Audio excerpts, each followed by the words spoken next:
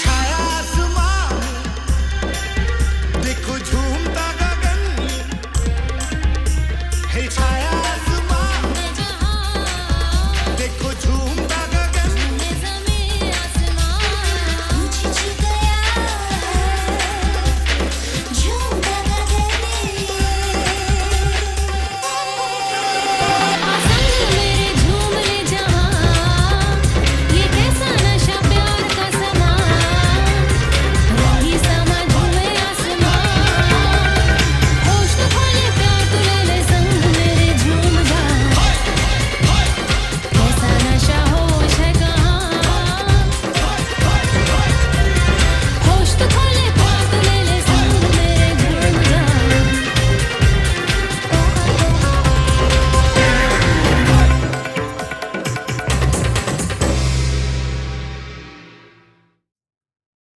So, is this about something that's going on right now, like, currently that you want me to look at?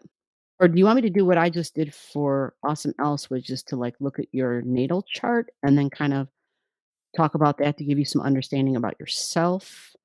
Because many times, that alone explains a lot of the shit that we're going through in the conversations, and anyway, sometimes it's like, "Oh my god, no wonder."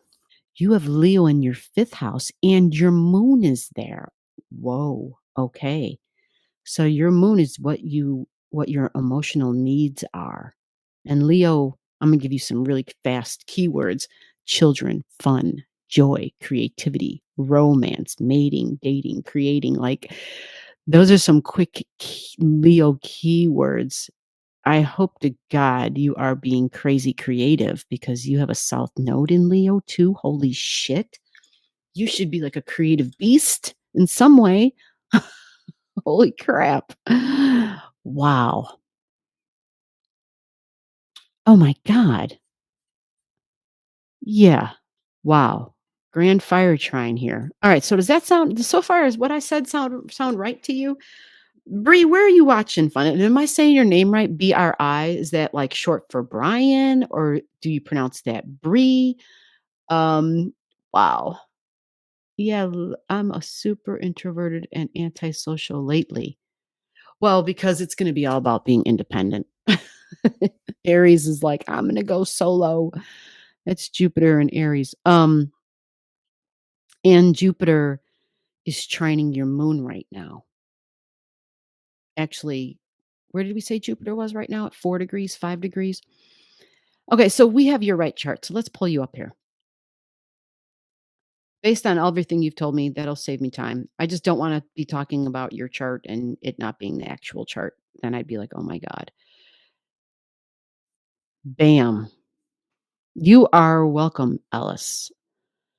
You are welcome. I am glad that uh, it worked out that you were able to be here, especially with how the load shedding goes and all that. But you know what to do, Alice. You've got a lot of really beneficial energy. You're going to be fine. This is just a thing you're going through, and if you've been having your own home and then all of a sudden have to share a home, it's difficult. Especially if your own home, you were the boss. You weren't, you were the parent, you were the one in charge. Like, everything was, this is my house, my rules. Yeah, that's difficult. It's a big adjustment. So we'll keep you in our thoughts and prayers, Alice, for sure. So you said you needed some guidance when you first came to the live. Okay. So birthday, when we have a birthday, that's our sun sign. You see that? There's your Sagittarius sun at 23 degrees. Ooh, you are a powerful person. It's conjunct Vulcan. Vulcan is always going to be near the sun, but it's exactly conjunct for you. Holy shit. That's powerful. Yeah, that's really powerful. Vulcan is Vulcan. Think about Vulcan. Think about the hammer and the anvil, right? And heat, right? Being able to take the material and the tangible applying a little bit of pressure and some heat and some pressure, and then being able to create a new form. Yeah, think about that in terms of creating. Wow. But this is in your ninth house. So it has to do with your beliefs and traveling and education and higher learning. Could be religion and spirituality involved in this. I mean, shit, you got Sag in the house of Sag. Yeah. Traveling is a big deal for you. Yeah. That's how you feel energized. Does this sound like you so far?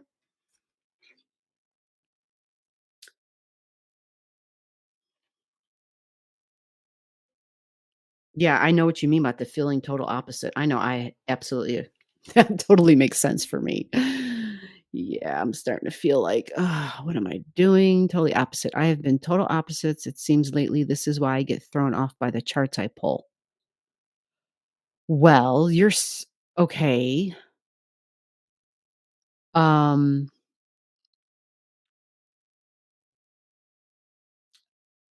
oh, BRI is short for Bridget in Texas. Holy crap. Okay. Okay, well, hello, Texas in the house. Oh my god, we got Texas big time in the house. That's awesome. Well, you guys don't do daylight savings time, correct? I had to throw that out there. Um, okay, so I have been total opposites. Yes. Um, feel I'm s- I feel like I'm starting from scratch and just divorced in October. Okay. Okay. All right. Wow, who's our chick? Alyssa. She's kind of been our, you know, life completely flipped upside down and starting all over again from scratch. And yeah, she would be able to totally relate to you with this. Okay. So let's see here. Let me get this gone and let me see what else we can find out for you. So spiritual. What about traveling? Traveling's not a big deal for you? You said spiritual. What about traveling? I would think traveling would be a huge thing. And maybe that's something you haven't explored. Traveling for education, maybe you traveled for education at one time and you haven't done it in a while, but yeah. Oh, you do, Lisa? Okay, I'm sorry. I guess we do, damn it. Sorry. Okay.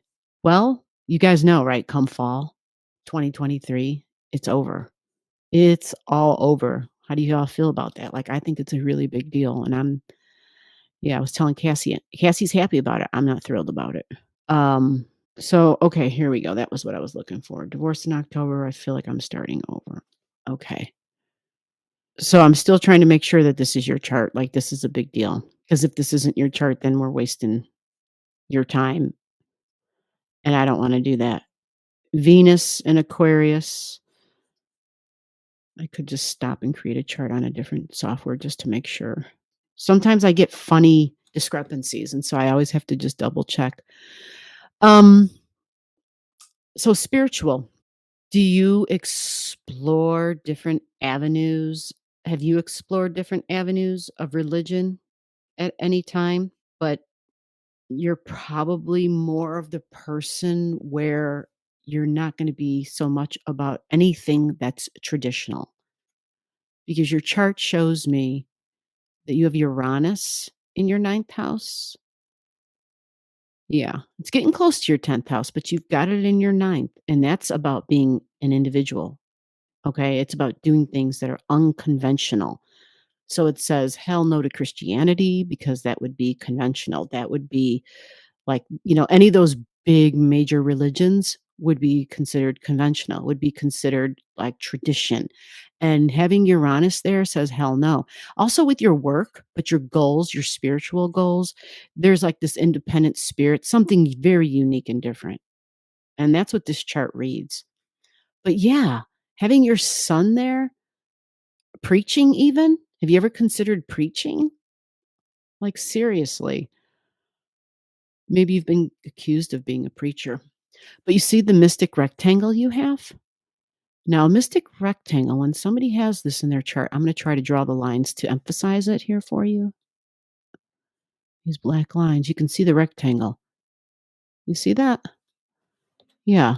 Yeah. And this software didn't connect these lines, but I'm connecting them because this software doesn't normally plug in Sedna.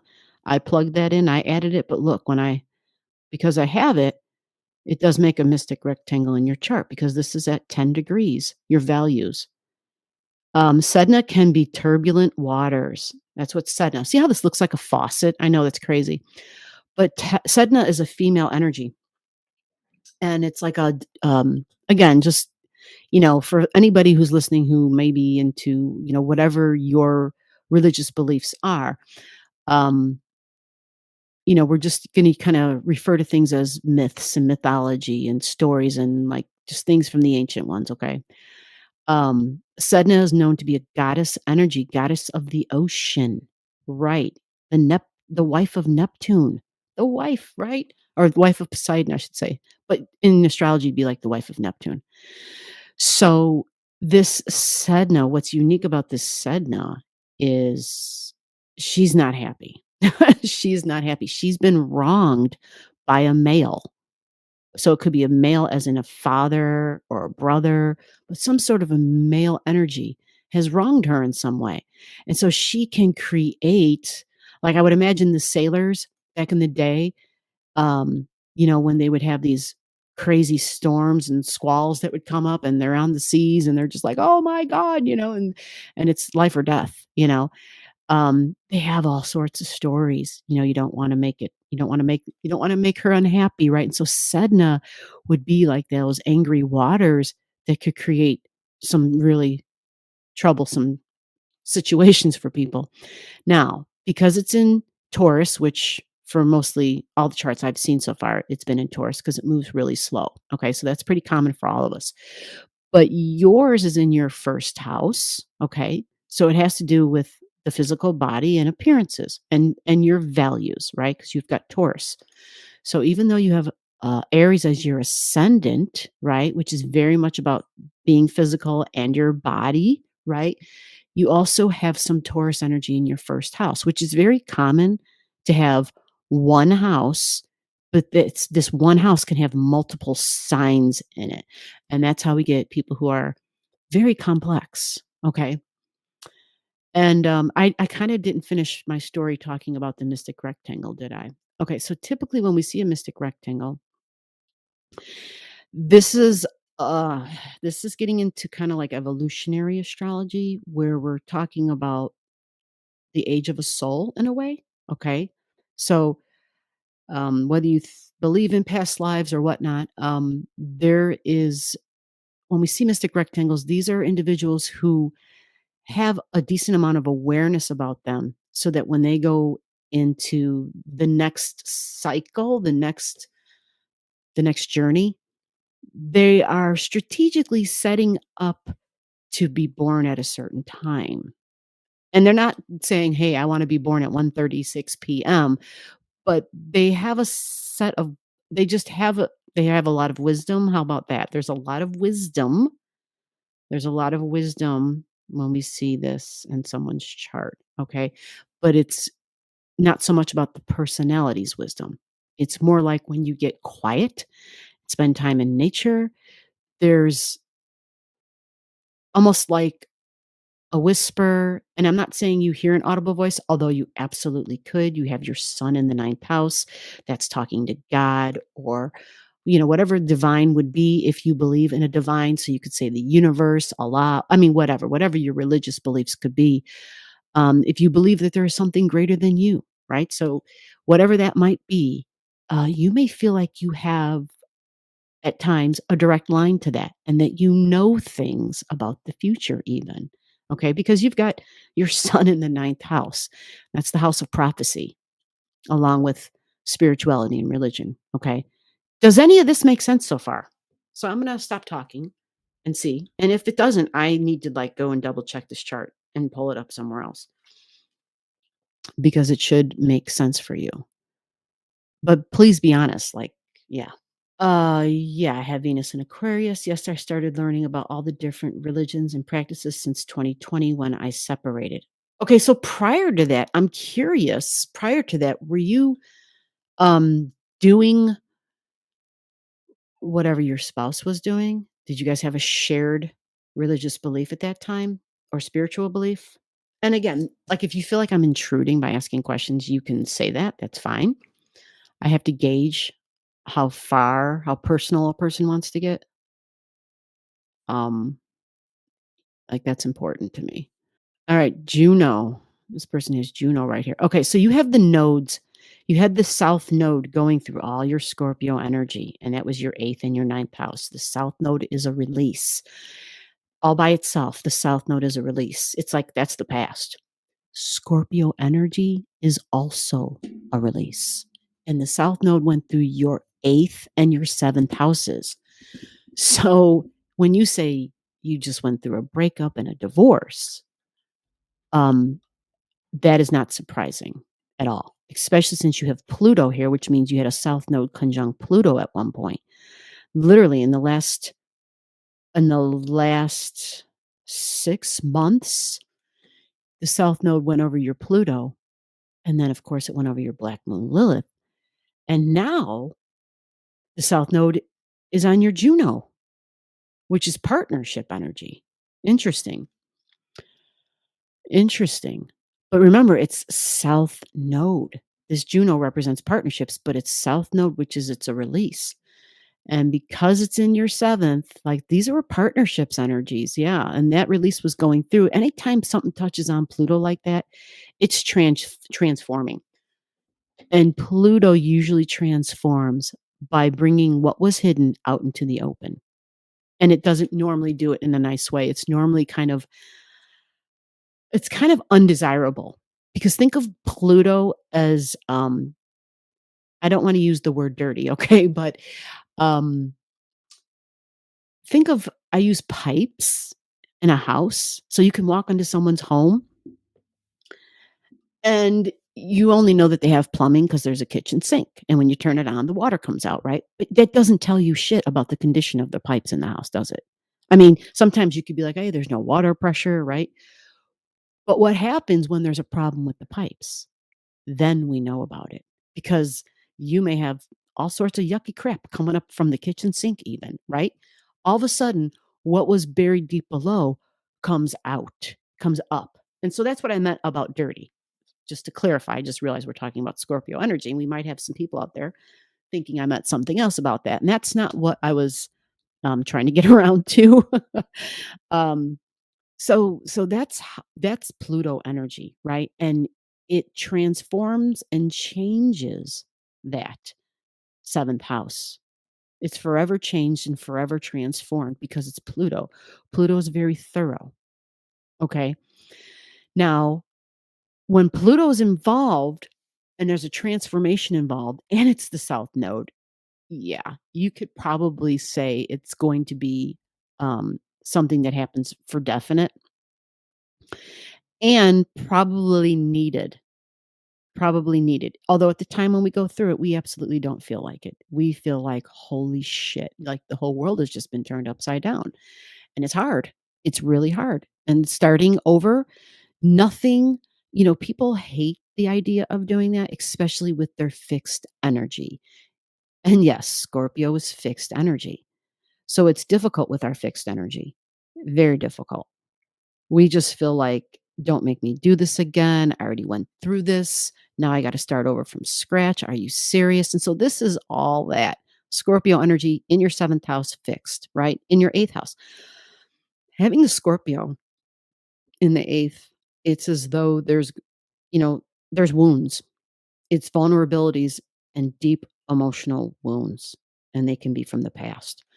So you had all this when you were born, like you came in this way. Okay. You came in with this preset of conditions that were already there. And what happens when we have all that kind of stuff? It makes us hard. It makes it difficult. It makes it challenging sometimes to be able to connect, not necessarily physically, but energetically with another because there's vulnerabilities there. And so there can be hesitations. And so if you did it once, that was probably a major accomplishment. And so to do it again, it's like, are you kidding me? Right. So there can be a lot of apprehension associated with this for you. There can be. But I want to point something out. You have a lot of beneficial energy here. Your Juno exactly trines. Do you see this? This is an exact trine. Even though my line looks like crap and it's not straight. Let me try to get this Juno to move over. It trines your fourth house cusp line. That's a freaking trine. That's beautiful. It means there's some ease that's built in for you. That's in the seventh house. Okay. So whoever ends up being that partner, right? That can be beautiful. All right. That can make it work. I'm curious if it's too much, just tell me. But considering that the node is right on that Juno, like was the divorce just finalized recently? Because it would have happened um before the node was exactly on it. It just takes a couple of degrees. When the node was like at 11 degrees, it would have been like, yeah, triggering that. And then it doesn't help that you have Black Moon Lilith at 13. Whoever Black Moon Lilith it is, oh God. She makes things hard. She brings out the shadow sides of ourselves and everybody else. And if it's in Scorpio, oh my God. In some ancient astrology, you know what they're teaching is about the seventh house? That the seventh house, like you'll hear me say partnerships, marriage, it can be business or private, it can be business partnerships and personal. But they also say that the seventh house is the house of open enemies. Like you can see your enemies. Your enemies are like, it's like War of the Roses type thing. Yeah, that's what they call the seventh house. And it's like, oh my God, that's so, ugh. Like, I don't want to hear that, you know? But look, you have Libran energy also on your seventh house cusp line. And let me um, go to blue for that. Like, what the hell, right? We'll go to blue for that. Libra. Libra's all about relationships. Libra is all about, I know how to compromise.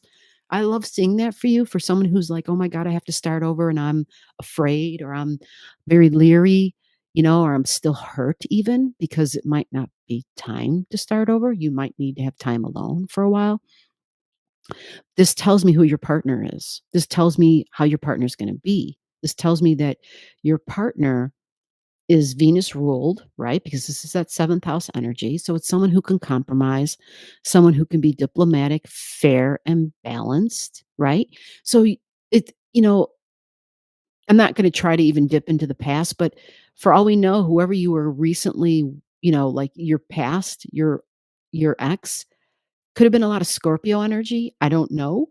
Um, but I would love for someone who's already been there, done that, to get someone who's a little bit more balanced. Scorpio is really intense energy. And usually, that kind of energy, again, it's best when it ages. It's best when it ages. So, what I like is Venus for you. You have a natal Venus here. Yeah, we talked about this already, 3 degrees. You've got Venus, and remember now, Venus rules Libra energy. Yeah, Venus rules Libra. And that's beautiful because this tells me that if you have Venus in Aquarius, all you got to do is spend time with some friends. Get out there and spend some time with your friends.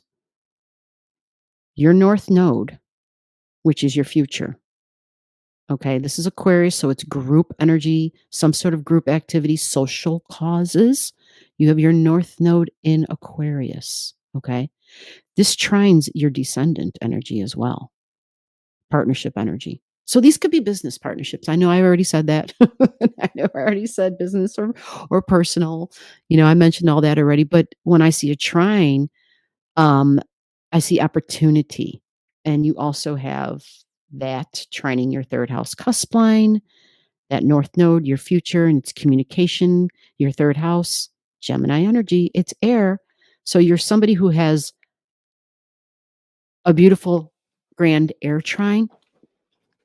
So you shouldn't have any problem getting out and meeting people. And it here's the thing. The last live, and actually it wasn't the last live, it was probably a month ago or more than a month ago. We had someone on here who's been a widow for a little over a year.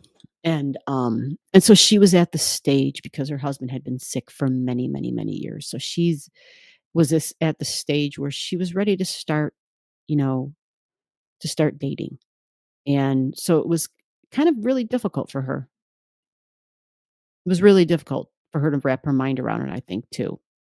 And so it happened for her. She finally decided, okay, you know what? Maybe I should go out on a date or at least meet up with some friends or at least go out and have some fun with friends, go shopping. So I don't know how that relationship is going. It's literally, I think, a couple of weeks old.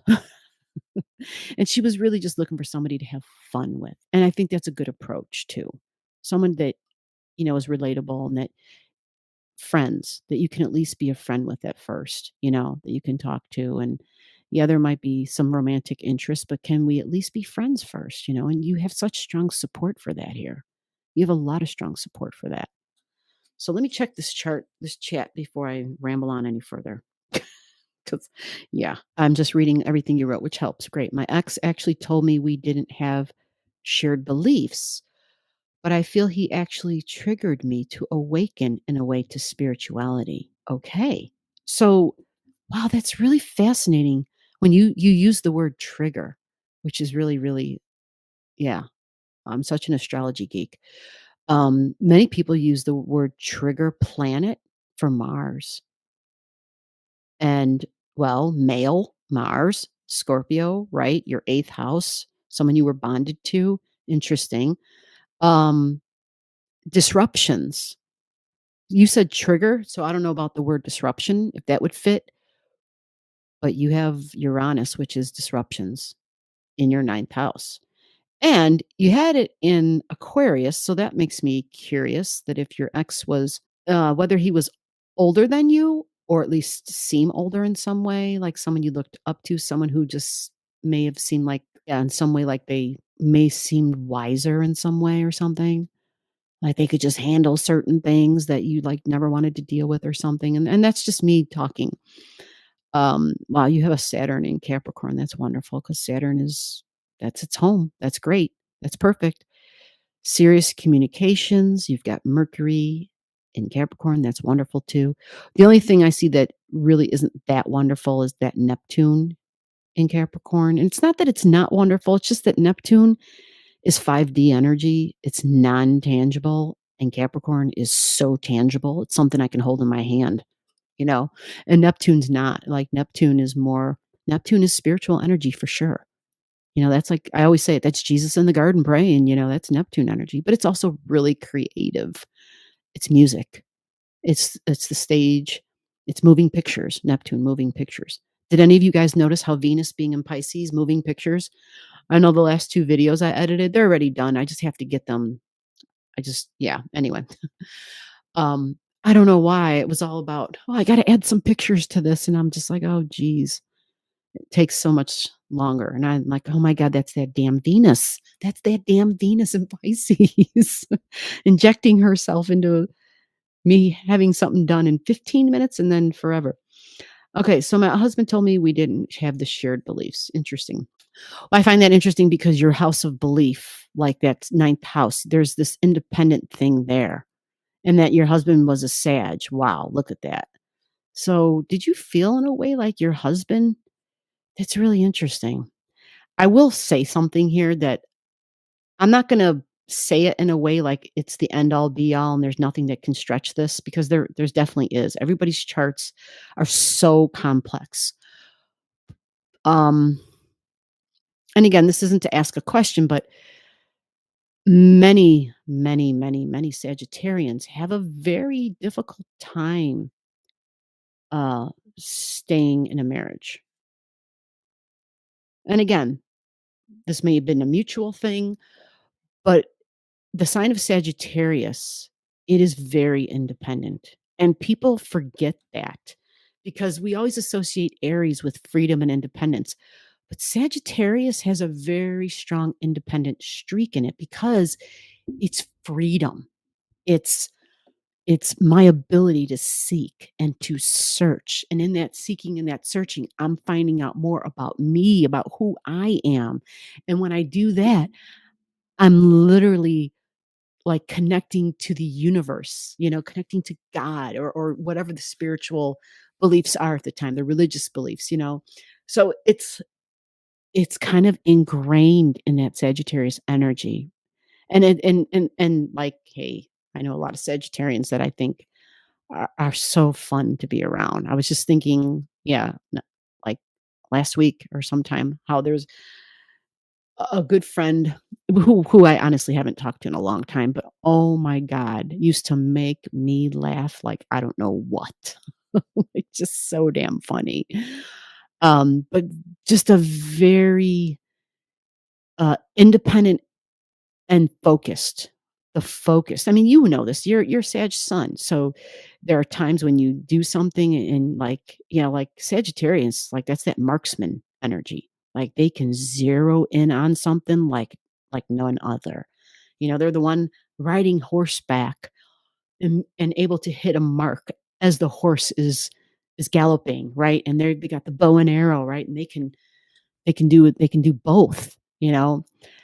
So unbelievable focus, and sometimes when that unbelievable focus happens, um, other things kind of get, I don't wanna say left behind or forgotten about, but they just aren't in the sights. They're not in the Sagittarius sights. So this was a Sagittarius sun married to a Sagittarius, but had a long distance relationship with a Scorpio for a few months before my divorce was finalized. Okay. Yeah, I think you told us when that well, October, there it is. Okay, I'm reading it on the phone. I didn't really put it up there. Okay, so this was recent. Okay. And this makes sense because that was the South Node. The South Node was finalizing that release. It absolutely was. Now, the thing about your moon, that's important. Your moon, we're just going to do it in red, so don't freak out. It's just red. Oh, actually, we already used, no, I didn't. Hold on a minute. Yeah, we're just using red because your moon is in Leo. Okay. What's really interesting about that moon is I think I know another person who has that same degree. Yeah. So your moon is conjunct your fifth house. All right. So I already gave you all the Leo keywords at the beginning of this, and your moon being there and your moon being on that house line. This is a moon that is, there might be, there's probably moments where it might be hard to see beyond self. And that doesn't mean that I'm pointing a finger at you and calling you selfish. Not at all. But Leo energy, Leo, we all have to remember this. Our Leo energy, because we all have it somewhere in our chart, it thinks it's the king. It just does. The sun is the ruler of Leo energy. And so it really feels like it's the king, and your moon is at a very low degree. And so when any planets are at those low degrees, it tells us that this is energy that has, well, because this is at 429, it's got 26 degrees to go, right? Yeah, it's got before it graduates. So it's a really low degree. And I really honestly am not saying this to be mean, and I realize that the way I'm talking and expressing, there might be some things about that I'm saying that are irritating and agitating and might rub you the wrong way, right? But please don't be offended. But Leo and having the moon there, whether it's children or whatever your creative projects are, or maybe it's, like I said, mating, dating, relating, that whole thing, being a source of an emotional need for you. And then because it's your moon being there and it's at that low degree and it's conjunct that third house, I'm sorry, your fifth house cusp line, that reinforces it even more. Like it truly brings it in, and you know, this would take some stepping back and paying attention to the emotional needs and figuring out, where am I at? And when it comes into, either whether you have children, I don't know. It's a possibility. Your south node is here. Your south node is in Leo energy, which means your north node is about the group energy, right? We talked about that. I'll draw a line just to connect these two because they are always going to be at opposite ends of each other. That's just how the nodes work. They always have a partner, right? The north and the south node.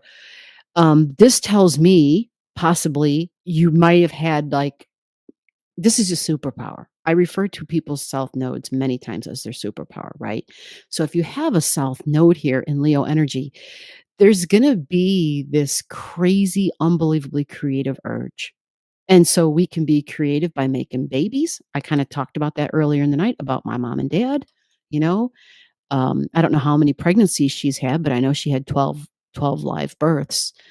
And so they were, people asked me about my creativity when I was a kid in the home, and like there was really nothing. It was making food and having babies. Like I didn't have any yeah, my parents, yeah, that was pretty much it. I mean, they were really busy, of course, obviously. You gotta feed these damn kids. You're working and doing all sorts of crazy shit to keep the household together. But yeah, it was a damn zoo. But they just kept having more babies, and so you're a really good creator. Like this is would be like breathing. This is again the superpower. It's an innate hidden quality that you have. But your soul says, but we came to do this, the North Node. And that's at the opposite end of your Leo energy. Okay. Which is difficult because this is me. This is my individuality. This is my unique way to my time to shine. My time to shine, right? But the North Node is just like, but it's got to be within the group.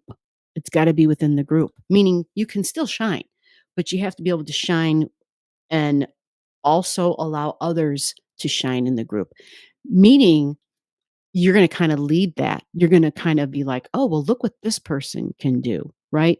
You're going to like show others that it's okay for you to be the one with the sunlight and take your sunlight and point it on somebody else. Because remember, it's Leo and you are the sun. And so your North Node is saying use that Leo sun power to put the light on others that are in that group, right? To give them their moment of light. And so, friends, we start back up with friends again. So, you have so much energy with the Scorpio and the Leo stuff. You have a lot of soul stuff because all this Scorpio shit is the same thing.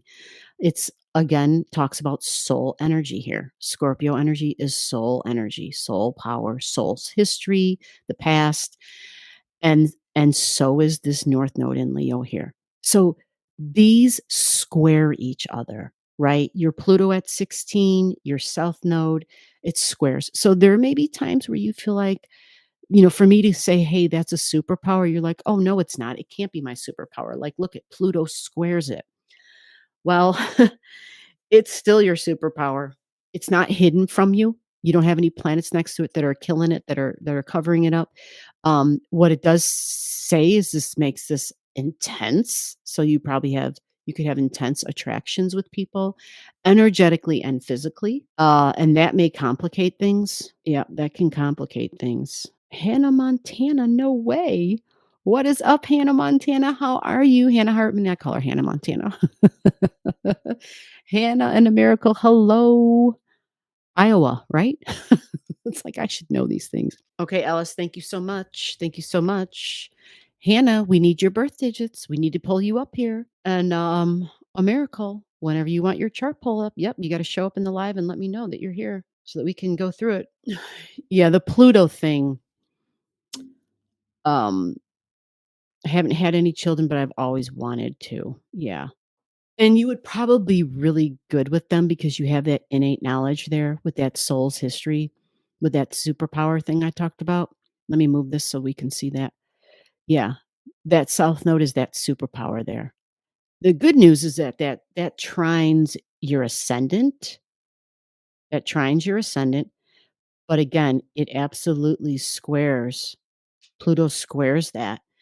And so Pluto can definitely throw in some monkey wrenches, but Pluto's a little bit more deeper than monkey wrenches. Mars is the monkey wrenches. Pluto is more like, this is definitely going to change and transform your life truly and completely. Absolutely. 16 of water. Looking for a trine. Yeah, you kind of do have a Pluto trine here.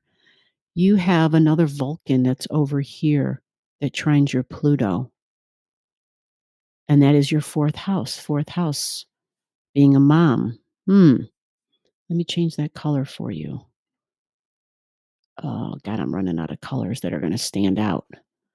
So here's this Pluto line, and it goes all the way down here to this one. And this one is this other Vulcan I spoke of. Yeah. Well, I'm gonna tell you something. There is nothing like our when you have children, they teach you more than any textbook. They teach you more than any class you'll ever go to. They teach you more than any job and they are the most challenging. Like it is they mirror to you who you are. And it's just like, oh my God. And yeah. So your chart is showing you would definitely be changed and transformed for sure. And because it's um, a square represents stress and tension. Okay, Estrella is over here and it also trines your Pluto. You have a grand water trine with Pluto, with Estrella. Oh, wow, look at that. Did you see that? That was wicked. It was like making that disappear. Here's your grand water trine with Pluto. That's pretty crazy. Yeah, that's 15 degrees. 15, that's 16 degrees. Your Pluto is 1634. And Vulcan is at 1507. So you do have a grand water. I'm just trying to move this thing. Let me do it. Yeah, thank you. Okay. Yeah. So anyway, I don't see you having any problems with starting over. There might be some of the vulnerabilities, the emotional vulnerabilities because of all that Pisces, or I'm sorry, all that Scorpio stuff. Um, do you have a specific question in relate like that has to do with this as far as you're saying I have to start over, but the question is, I don't think you're going to have a hard time doing that. Um, I mean, here it comes down to, you know, it comes down to your values. This is the time that we are all in. This is the challenge that everybody is in right now. And we're going to continue to be in because of it's not on your chart, but I'm going to draw these in for you real quick if I can. Let's go to, we're going to go to your Taurus energy. So that's in your first house, your second and your first house. So you had the north node up in the sky going through your second house. Okay, I kept hearing your values, her values, her values. Um because the north node was going through your second house. And the north node is about the future of your values. Okay? And so what happens is the nodes go backwards. They go backwards. So they started at 30 degrees in Taurus, right? They started, oops, I'm moving something. I don't know how I did that. But anyway, they started here. Okay. And then they're going backwards. They're going like this. So right now, the nodes are like, yeah, they just passed over your Sedna. So the nodes are like right here, like at 9 degrees. Okay. So they go down in number. And so what happens is as it went through your second house, you were changing what your values were. Yeah. Your values were changing and recognizing that the future of your values were being changed. Because as those nodes were going through all that Taurus energy, Taurus squares Leo. All that angled all of this, right? All that angled all of this. And the nodes right now being at the degree that they're at, like 9 degrees, right? Over here at 9. Well, before I say anything else, how about this? Like you haven't been here before, I don't want to talk too much and say things that you might not be okay with. What I'm about to talk about is kind of like the future. And so I don't want to go there if that's not what you're comfortable with. And it doesn't necessarily, it's a challenge. It's a challenge that's coming. And you might want to hear about it and you might not. And if you don't, that's fine.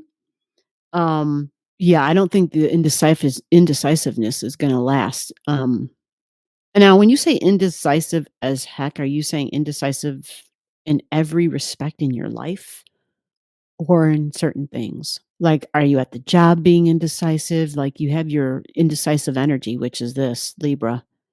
You have some of it in your sixth house of daily routines, domestic. right? But can be like part of the job too, like tasks at the job. But you also have it in your seventh house, partnerships. We talked about that extensively, right? So that's why I'm asking, where do you feel you're being indecisive in your life? Is it just an overall general feeling? See what you have coming, and this, yeah, it might be more of an emotion as opposed to logical.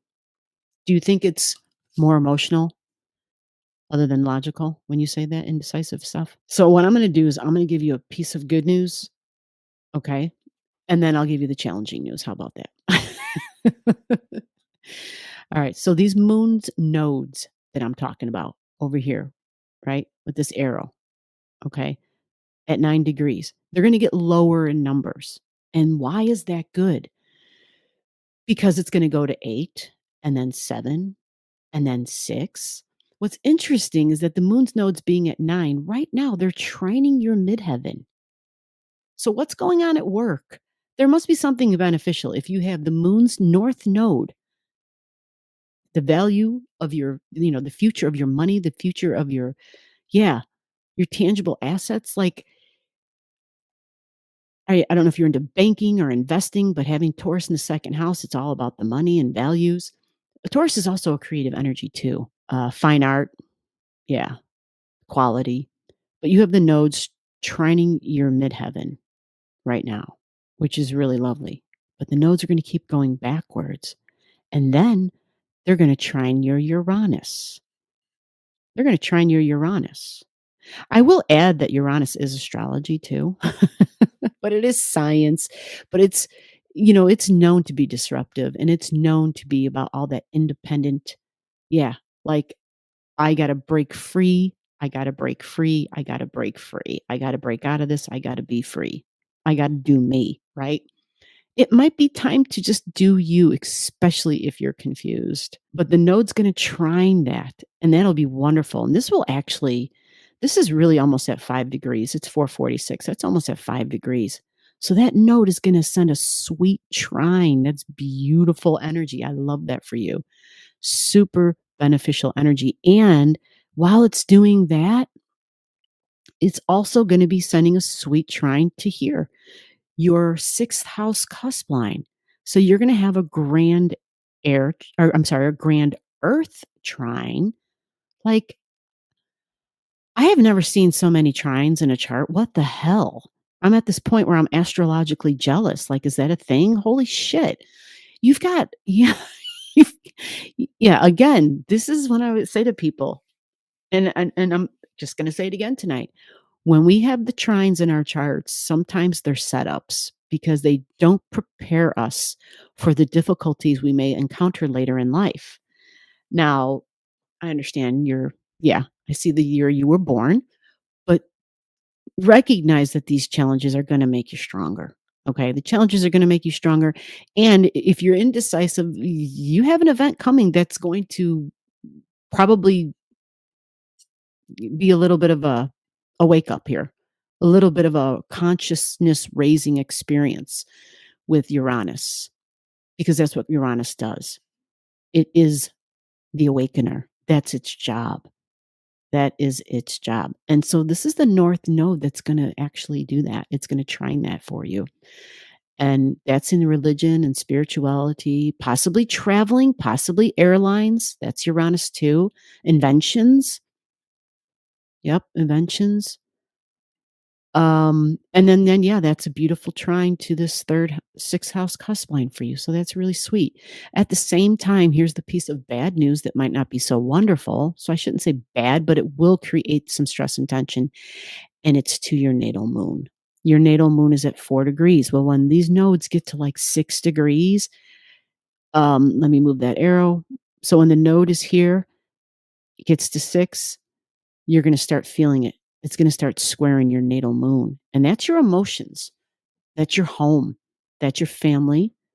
That's either your ability to be mom or your own mother even. Absolutely can be that moon. Your emotions and your emotional needs. The node's going to start squaring that. The good news is the nodes at these last 5 degrees of Taurus are moving pretty quick. So That means that it's moving pretty quick with the Uranus thing too that sends you a beautiful trine. Yeah, and that yeah, yeah, you've probably been told this before that your moon is exactly opposite of your Venus. Have you been told this? I'm sure you have been. Your moon is opposite of your Venus. So it's like this might be where you feel pulled because think about this. It's like a tug of war type of thing. Yeah. Your emotional needs don't necessarily, it's like almost like you have to feel like you have to make a choice between something or someone that you love and something or someone, that just satisfies you emotionally. And the answer is compromise. Do both. So the answer is right in the middle, right there. Yep, that's the answer. Let me put the big black mark there. We'll just do that. And I'll put X mark the spot in the middle of your chart. Anytime we have that going on, it's a compromise. We say, okay, it's not about choosing one over the other, it's making time for both. So I don't know if that helped. You are more than welcome to come back to the live because this is what we do. Let me go look at your questions or comments and see. I think I lost myself. Hold on a second. Let me see if I can find where I'm at. Oh my God, I just shut myself down. All right, there you go, G. I see you there. Talking to myself. Yep, that's right. Okay, so I've been okay, so I don't know. Okay, I haven't had children. We got that part. What kind of career do you think I should go towards? Well, you got Taurus on the second house cusp line. Those are people who are like into money, and banking. That's like normally the first thing you hear about. But it's earth energy. Think earth. Do you love the earth? Come on now. You've got Capricorn at your freaking midheaven. This should be this yeah. You've yeah. This should not be too complex. You have Sedna trining your midheaven all the time. All the time. The thing is, Sedna can rock the boat. So if you know that, like when something trines your midheaven, like that's career, that's goals, that's ambitions. It's a trine, which means it should just land right in your damn lap. And it's Capricorn. So it's like boss energy, the one in charge. Capricorn's very responsible and very serious type of energy. Okay. Capricorn is like government, business. Like it's, again, it's structures. It could be construction working even because they build foundations, right? They build structures, literally building buildings and structures, but it trines the earth. So it should be something that benefits the earth. I don't know how creative you are, but I've seen a lot of points in your chart that show you're really creative. So whether it's being an architecture, I don't see why. Matter of fact, I want to hear that that's what you're going to be doing. Not necessarily architecture, but something that's innovative because you have Uranus close to your midheaven, and that same Uranus trines your daily routines and your work and your job. And that is this energy down here. Even though it's home, it sometimes shows up as like your coworkers and like the routines of being at your job, right? But yeah, you have. And is that it? Do you feel like you're pulled in a lot of directions as far as for your career? I mean, is that where you're feeling like do you think where you think I should go towards? I've been stuck or stagnant where I am right now, indecisive as heck. So it's about career then. Oh, well, thank you. You're amazing. Go ahead. Yes, I need to know. Okay, I got that far, right?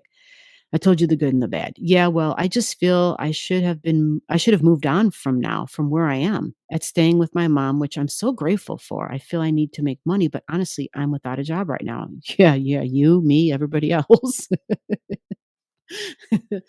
Well, there's a reason for that. We are in flux. I know it's depressing. I know it's like, what the hell? I get it. Um, but you've got the initiative. You've got I should be doing this. I should be moving on. I shouldn't be, but I mean, you went through a divorce. You went through a hard time. And sometimes we have to ask for help and we have to step back a little bit. What this Uranus thing does with the nodes triggering Uranus over here that I talked about before, this beautiful thing. This might help you because it's in Capricorn, and Capricorn is career. Okay, Capricorn is career. I've marked your chart up so much, it's hard for me to even see what the hell I'm looking at now. It is really hard to see what I'm looking at, but something that's going to be innovative because you have Uranus there. So it's something that means it's something that isn't even created yet. That's what that means. So don't be too hard on yourself. The thing I didn't really go into detail about as far as the kind of flux that people are in, you know, I got this job and then now I don't have a job and now I'm doing this for work and now I'm not doing that for work is for the past 4 months and all the way until after March of 2023. We're in flux. We're in a state where things are changing. We are in a experimental mode. We are in where, okay, we might try something and then realize, okay, I'm being told this is no longer available or this isn't, this like this job doesn't exist anymore. Like we're kind of in that. We're in that. We're all in that. Okay, and that's until after. So it's not until April when things start to take hold. Okay. And this is the advice for everybody. I don't know how long you've been watching videos on the channel. I have a lot of videos up. They're the Mercury retrograde videos. I have a playlist. I have lots of playlists. So if you go to the channel and look for the playlists in the Mercuries, look at the recent Mercury videos. There's like a 3 or 4 part series even, and it explains that this is what we're all going through right now. Okay. Especially when you're feeling down and you're just like, what the hell's going on? Right. The good news is you have a lot of energy in Capricorn. And this is such great news because soon, very soon, Jupiter, who is going through Aries right now, is going to reach Taurus energy. It's going to reach Taurus. So when Jupiter is in Taurus, it can be a very beautiful and auspicious time. It can be really awesome. Yeah. And this actually happens in May. This happens in May. Um, and yeah, holy shit, I just realized when Jupiter and the North Node get together at 3 degrees, they're going to trine your Uranus. Holy shit. They're going to trine your Uranus and trine over here, the 6th house cusp line. Holy crap. Okay, you have really beneficial energy coming. You just have to wait it out. And in the meantime, keep your education up, like keep yourself in the know, keep yourself communicating with people, keep yourself networking, right? Like just do all the things you need to do. But there's something beneficial coming because every time as Jupiter goes through all 30 degrees of Earth energy of Taurus, it's going to trigger and trine all the stuff you have over here in Capricorn. Your whole midheaven is going to light up. It's going to light up. And in a beneficial way, it's going to light up in a very beneficial way. Now, when Jupiter gets to your Saturn and trines at 13 degrees and the Mercury and the Neptune, you're like, that's all going to trigger. That's all going to be beneficial energy for you. Okay. I'm not saying it's going to be perfect. And I'm not saying you're not going to have to do anything. Yeah, you gotta be out there. You gotta make people know that you're available, Now, I'm not saying you're not doing that, I'm just saying that because you don't have anything in Taurus right here at 3 degrees. You don't have anything at 0, 1, 2, 3, or 4 degrees, actually, right? So it will activate what you have over here, which can be job and routines, okay? And it will activate your midheaven, which is all marked up and we can't even see it any longer, right? It'll first hit your Uranus and then it'll go to your midheaven. So it'll trigger it. And so if nothing else, there will at least be conversations, there will at least be communications and possibly opportunities, because then that same Jupiter is going to bring news and information as it goes to your Neptune, and then your Mercury, and then your Saturn. Saturn represents long term because you have it in Capricorn. It's your long-term goals and ambition, and that's career energy. You're very fortunate that you have Saturn in Capricorn. Okay. Okay. We are past the midnight hour, and this is when I end at midnight, and we are 2 minutes past. So you are more than welcome to come back at the next live. I hope this has given you a little bit of something to chew on and a little bit of, I don't know, something to look forward to, and to know that you're not the only one in flux. You're not the only one who feels like, oh my God, what's going on? What the hell? I feel like I'm treading water and I'm not going anywhere. This has been a very common theme for I can't even tell you how many people. I can't even tell you. Anybody who comes to the star room, this has been a very, very, very common theme. And it's career orientated. It's yeah. I know a person who's been this poor guy's been looking for a permanent gig for over 5 years. He's been working 3 part-time jobs for over 5 years. Yeah. So his journey's been very long. So you have tons of really beneficial things in your chart. Yeah. How did you find Allastrology? Like, maybe you were already here, maybe you subscribed to the channel back, or maybe you just all of a sudden tonight were on YouTube and you were like, "Oh, what the hell? I'm gonna go here." I'm curious how this all happened. There's no wrong or right way, by the way. I'm just curious. It's, I'm just curious how it happened. Or maybe you were referred by somebody.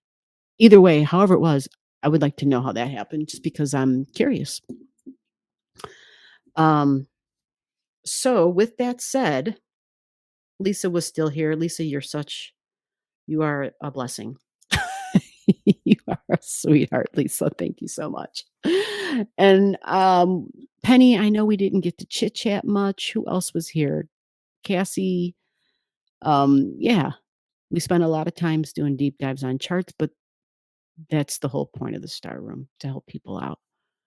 It truly is. So, um, okay, good. Good. I'm glad you feel better about it. I know it's a rough ride, but you're going to be fine. Just take care of your mental, which, the emotional and the mental are connected. And so with Leo energy, be creative. If you're not working, find ways to be creative in a healthy way. Okay. Literally do something fun. Right. And it's not dependent. That's one of the things about fun and joy. You gotta find something. And it's not just you. I mean, this is something I've truly believed in for a very long time. We all have to have a list, and it may only be like 4 things on it.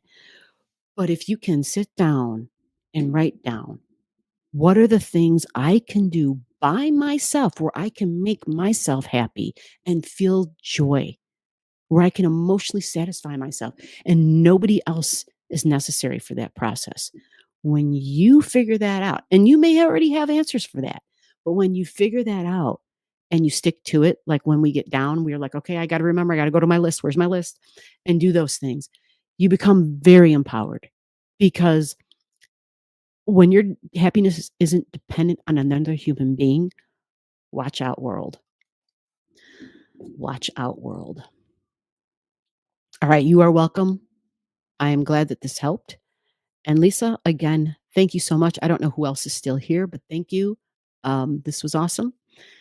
And as always, folks, I'm going to close the live with saying to just remember that together we're better.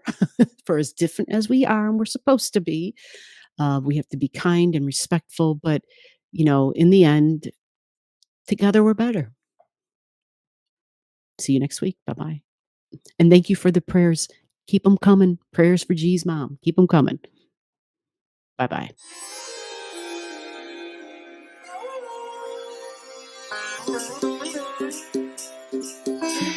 झूमता गगन है छाया आसमां देखो झूमता गगन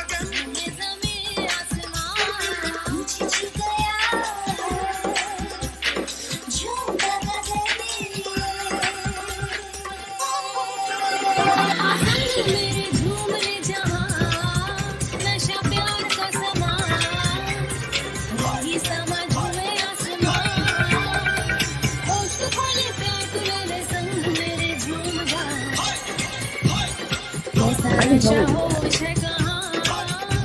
Oh yeah, that was fun stuff. Oh, absolutely. Absolutely. Absolutely.